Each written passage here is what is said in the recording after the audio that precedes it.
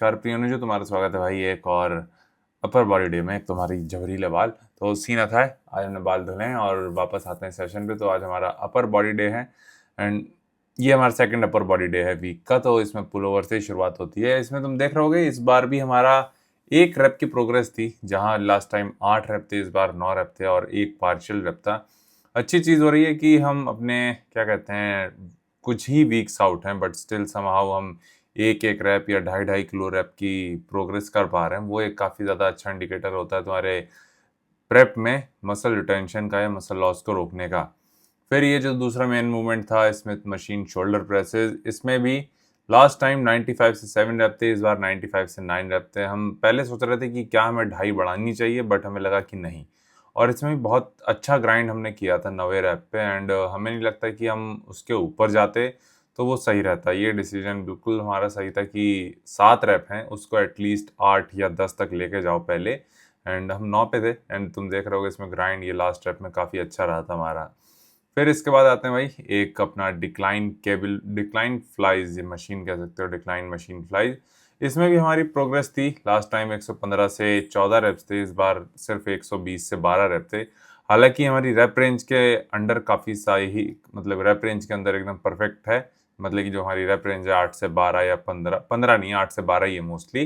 तो उसके अकॉर्डिंग ये एकदम परफेक्ट है एंड हमें लगता है कि इससे ज़्यादा वेट हम नहीं अब प्रेफर करेंगे प्रेप से एटलीस्ट कॉम्पिटिशन तक। तो अच्छी प्रोग्रेस थी इसमें भी। फिर आते हैं ये अपना अगला मूवमेंट जो था, इसमें तो भाई काफ़ी अच्छी प्रोग्रेस हुई थी। इसमें तुम देख रहे होगे एक आगे छोटी सी बच्चे सी 2.5 किलो की प्लेट, तो वही तुम प्रोग्रेस मान सकते हो। एंड इसमें भी हमें लगता है कि कितने टी बार रोज में हमारे इस बार 82.5 से 10 रैप थे। लास्ट टाइम से एक रैप ज़्यादा। एंड तुम ये रैप रेंज देख रहे होगे, पूरा रेंज ऑफ मोशन हम पूरा एक्सटेंड कर रहे थे आखिरी में स्पेशली। ये हमारा 11वां रैप होने वाला था बट आई थिंक ये काउंट नहीं किया है, तो इसको हटा के 10 थे।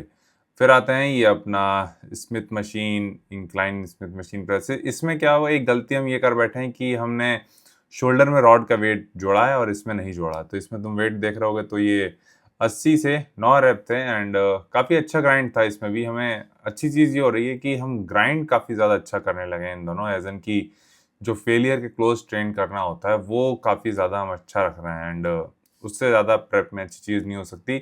बट कहीं ना कहीं तुम्हें थोड़ा सा सेफ खेलना होता है, तुम्हें इंजरी से बचना होता है। तो वो भी एक गोल रहता है कि ऐसा ना हो कि बहुत ज़्यादा हम जॉइंट के ऊपर लोड डालें। तो इसीलिए तुम देख रहे होगे कि रेप्स हम ज़्यादा से ज़्यादा क्लीन रखने की कोशिश करते हैं। ये हमारा 10वां रेप था जो कि नहीं लगा एंड हमने एक्सेप्ट की अपनी डिफीट। और इसके बाद आते हैं कुछ ज़्यादा मेजर मूवमेंट नहीं थे। एक लेटरल रेज था, उसमें आज हमने बहुत ज़्यादा पुश नहीं किया, सेम वेट ऑलमोस्ट। फिर hammer curl same and dumbbell skull crusher same, क्योंकि ये मूवमेंट ऐसे हैं कि हमें लगता है कि इसमें अभी हमें चीर फाड़ करने की ज़रूरत नहीं है। सिर्फ ये मेजर मूवमेंट है, इसमें हम थोड़ी सी एनर्जी ज़्यादा देते हैं ताकि हम बाकी सेट से अपनी एनर्जी कंजर्व कर पाएँ। अब आते हैं भाई एक सवाल पे, फिर थोड़ा सा प्रेप में भी आएंगे। सवाल था कि भ्राता एक वर्कआउट में टोटल कितने सेट लगते हैं और वार्म अप, रेस्ट और कार्डियो सब मिला के। तो इसको लेके हम तुम्हें सही बताएं, इसको पहले हम स्लीप पे डाल देते हैं। सो जा बच्चे सो जा। तो इसको लेकर हम बताएं तो थोड़ी सी लंबी चर्चा हो सकती है, तो तुम ध्यान से और ज्ञान से सुनना। तो सबसे पहली चीज़, हमारा हर एक सेट में फिक्स नहीं होता कि हम इसमें इतने ही वार्म अप सेट करेंगे। ये हमने आई थिंक पहले भी कवर किया हुआ है।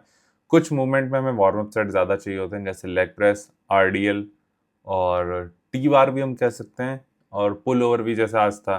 तो इसमें हमारे जो वार्म अप सेट हैं वो 2 या जैसे आरडीएल वगैरह में तो 3-3 तक जाते हैं। लेग प्रेस में 2 रहते हैं।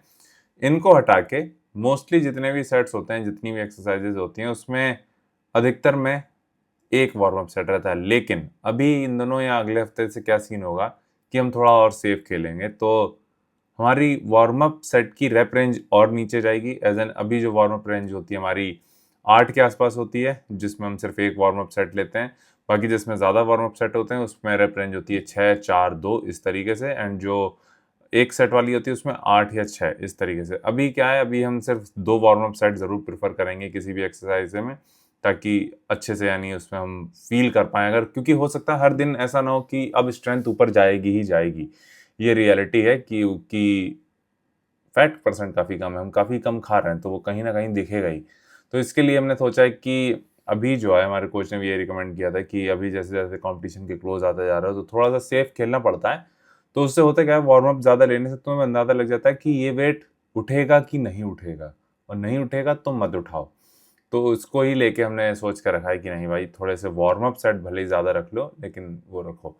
फिर आते हैं टाइम पीरियड। आई थिंक सबसे ज़्यादा टाइम लगता है हमारा लेग्स डे वाले दिन लगता है, पहले लेग्स डे सेशन पे, जिसमें एवरेज अगर हम बताएं तो हमारा 1.5 घंटे के आसपास मान लो इस समय टाइम लगता है। क्यों? क्योंकि एक तो वार्म अप सेट वगैरह थोड़ा टाइम लेते हैं, प्लस एक सेट में हम 2.5 से 3 मिनट तक का रेस्ट लेते हैं। देखा जाए तो जो तुम हमारा प्रॉपर इंटेंस ट्रेनिंग वाला पार्ट है वो सिर्फ इतना ही है जितना तुम हमारे मिनट्स में देख रहे हो, 2.5-3 मिनट या हद से हद 4-5 मिनट, इसमें ही सारी चीर फाड़ है मेन, क्योंकि इनसे ही होना है। बाकी सारा सिर्फ वार्म अप और रेस्ट पीरियड। तो इससे तुम अंदाज़ा लगा सकते हो कि 1.5 घंटे में हम कितना ज़्यादा प्रायोरिटाइज करते हैं rest plus warm up sets को। तो यही चीज़ होती है, किसी दिन ज़्यादा टाइम लगता है, किसी दिन कम टाइम लगता है, बट ऑन एन एवरेज 1.5 घंटा से 1 घंटा 45 मिनट बस यही रहता है। और देखा जाए तो शुरू में जाते हैं जिम में, थोड़ा सा वार्म अप करते हैं, वो 4 मिनट, 4 से 8 मिनट मान के चल सकते हो। और हम 12 बजे जैसा सेशन शुरू करते हैं मोस्टली, एंड वो हद से हद 1:30 या 2 बजता है। 2 से तो कभी जनरली क्रॉस करता नहीं है, हमें 2:30 बजे या 2:15 तक घर आ जाते हैं हर हाल में। एंड ऐसा मोस्टली होता है, क्योंकि कभी कभी लेट जाते हैं, कभी कभी जल्दी जाते हैं जिम में, तो वो उस पर भी डिपेंड करता है, बट मोस्टली कुछ कुछ ऐसा ही रहता है। तो यही रहेगी भाई आज का सवाल जवाब प्लस ट्रेनिंग वाला। बाकी प्रेप को लेकर बताएं तो काफ़ी ज़्यादा सही है, लेकिन एक जो चीज़ भाई हमें काफ़ी ज़्यादा नर्वस करती है कभी कभी, वो पॉलीग्राफी होता है। क्योंकि लोगों का जो एक्सपीरियंस होता है ना कि अरे अंकित भाई वो यहाँ पे सेंसर लगाएंगे, यहाँ सेंसर लगाएंगे, तुम्हें अपना हर हाल में हार्ट रेट कंट्रोल करनी पड़ती है। हमने कहा यार ठीक है, हमने कौन सा कुछ लिया हुआ है, वो फटनी थोड़ी है।